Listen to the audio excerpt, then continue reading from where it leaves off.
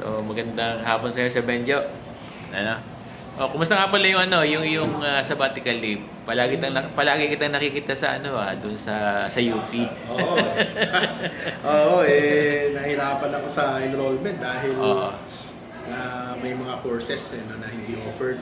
Pero okay naman ako, naman ng substitute. Si Sir Benjo, popular student to ng PNU during his time. Tama ba ako? Yun man. Malit na bagay. Actually, nasa PNU ako ngayon. Oo nga. Kanina lang. Sige. Andun ako at dinalaw ko yung presidente at saka yung mga kaibigan natin. Sir Benjo, pagkwentuhan natin yung post kahapon yata ni Undersecretary Ancibilla na sa 2025 ay meron ng medical allowance yung ating mga guro, ano? Siguro sarap pong let me clarify, na ito ay hindi exclusive, Oo nga.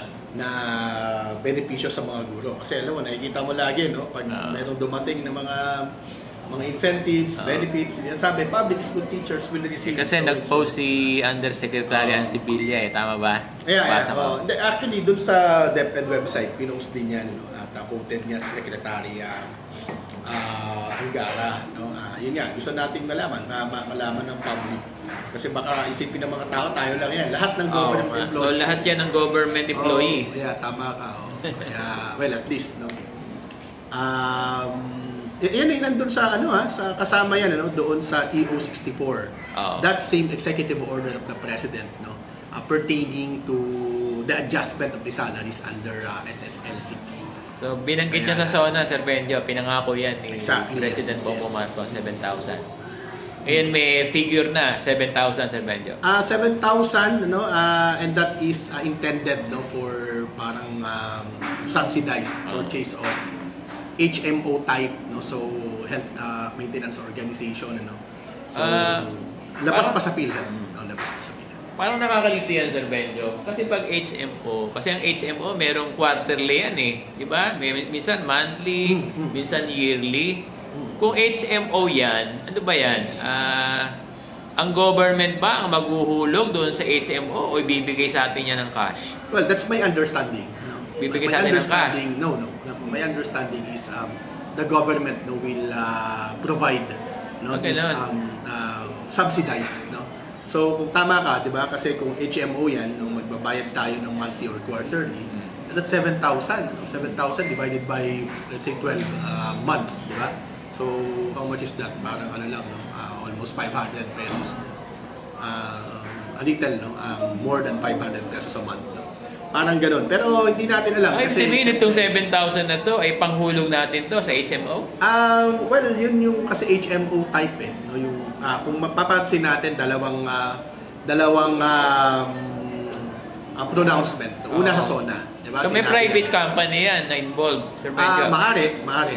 Pero Sir Bong, hindi pa natin to talaga alam dahil wala pa wala pang national budget circular, hindi pa to talaga lumalabas yung mga pinaka-detalye nito. So, doon magkakalabanan sa detalye.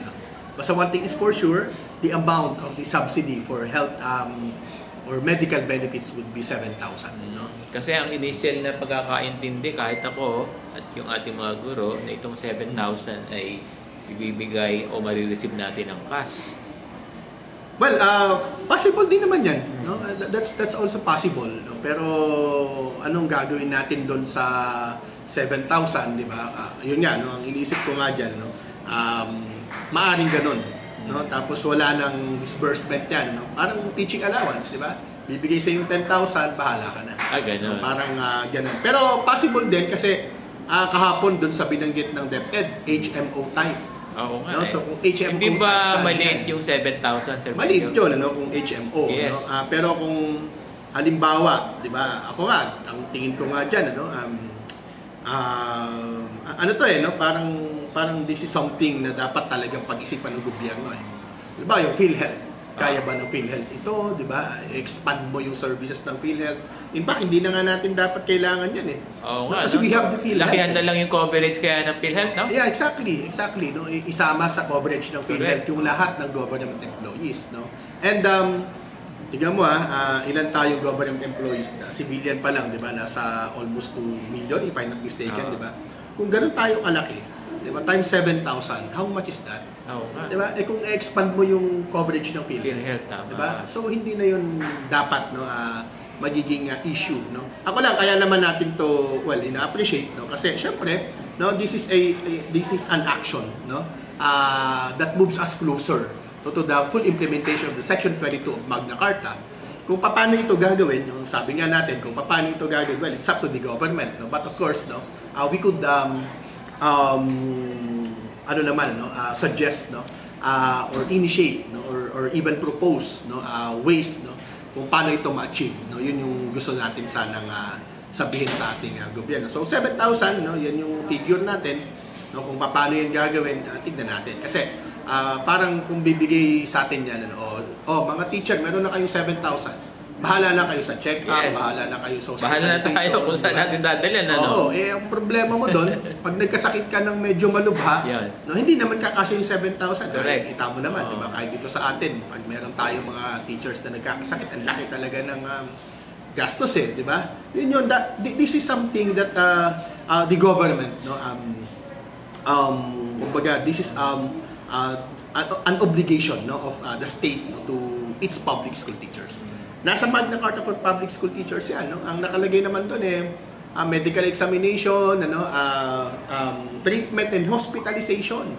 Sana aabot yung 7,000 kapag gayon. Kaya kung ilalagak mo yan sa isang insurance company or sa HMO, medyo malayo rin yung mararating. In all fairness. So. Kaya lang kung 7,000 lang, baka maging minimum lang yung coverage niya, Sir Benjo. At kapag nagkasakit ka na ang naging bill mo sa ospital ay 100,000, baka hindi kayanin ng HMO. Well, nagaget mo ba ako? Yeah. Kaya nga ang ating panukala talaga diyan, panandalian itong ito, no? Kasi dapat diyan, una, bigyan mo talaga kami, no, nung pangangalaga, no, na pangkalusugan. Pangalawa, paano yung mga gagawin? Pwede kasing gawin yung parang AFP General Hospital. Okay. Di ba? Bakit hindi yan sinusulong ng ating mga mambabatas for the longest time, no? We've been pushing for that, no? We've been initiating discussions on that particular matter, no? Formally na ipasa natin. Sinasabi, magkaroon na lang tayo ng ating sariling hospital, sariling hospital for teachers, no? Yeah, ang problema naman doon, Sir Bong, may mga nagre-rep din. Paano kaming mga taga Mindanao, taga North Luzon? Pwede naman din, pwede naman. Kasi bawat region natin, meron tayong mga regional centers, regional medical centers, regional hospital, no? So, parang kung hindi naman kaya ng isang hospital kada isang region, at least, no, doon sa mga major hospitals natin sa mga probinsya, merong dedicated, no, na ward, no, for our teachers. Or kung hindi naman, 'di ba, kung hindi naman, basta libre yung teacher. Basta libre, no, kahit pa saan 'yan, no, public man o private, no. 'Yun yung tugon dapat talaga ng ating gobyerno sa usapin na yan. Pero sa akin, para sa akin, Sir Benjo, yung binabanggit mo na PhilHealth, lakihan na lang yung coverage, ano? Exactly. Kasi minsan nakakalungkot. Lakihan yung coverage, pero hindi lakihan yung contribution. Malaki naman yung contribution natin Yeah, malaki na. In fact, dinagdagan pa. Tapos makikita mo na mga excess funds yung PhilHealth na gustong ilipat sa ibang ahensya. Parang hindi naman nagiging fair yan. Alam mo, minsan, Sir Benjo, pag may mga teacher na hospital ginagamit yung PhilHealth, parang napaka-minimal lang nung kinakaltas nung nung any hospital, nakakalungkot. Parang hindi rin siya nakakatulong, tama ba? Exactly. No? Yun nga yung problema natin talaga. Kasi walang, kumbaga, comprehensive, no, na plano, no, para doon sa kalusugan ng mga guro. For the longest time, yan ay nag-exist na. Despite na merong provision yung Magna Carta, yung section 22 nga, no, na dapat libre. Hanggang ngayon nga, di ba? Hanggang ngayon, kita mo sa atin dito sa Caloocan, pipila ka, magpapalista ka, di ba? So, hindi naman yan din talaga obligasyon ng local government, no? Kasi ang boss natin, ang nag-hire sa atin ay yung national government, yung Department of Education. And that's clear under the letters of the Magna Carta for Public School Teachers. Sir Benjo, kung hindi man HMO type at ibigay sa atin ito ng one-time, big time na 7,000, okay lang ba? Siguro okay lang. Okay At our lang din own naman. dispose na lang yung 7,000? Ako kasi, Sir Bong, beyond Beyond dun sa merong hawak na pera yung teachers, no? Dapat talaga, no? Kahit wala tayong hawak na pera, no? Natitiyak yung kalusugan natin. No? Parang ganun ko siya tinitignan, no? Kasi kung may hawak ka nga na pera na 7,000, binigay sa'yo, entry ng kaso ka, di ba? Hindi ka nakapasok na kung ilang araw, etc. etc. Na-confine ka sa hospital, di ba? Nagka-bill ka ng 100,000, di ba? So, sabihin sa'yo ng DepEd, binigyan na kita ng 7,000, ha? Di ba? Whereas kung ikaw ay insured, no? Insured, no? I mean, doon sa isang HMO, no? Isang company, di ba? O yung gobyerno mo ay inayos yung PhilHealth, di ba? Yung PhilHealth, PhilHealth is an insurance in the first place, di ba?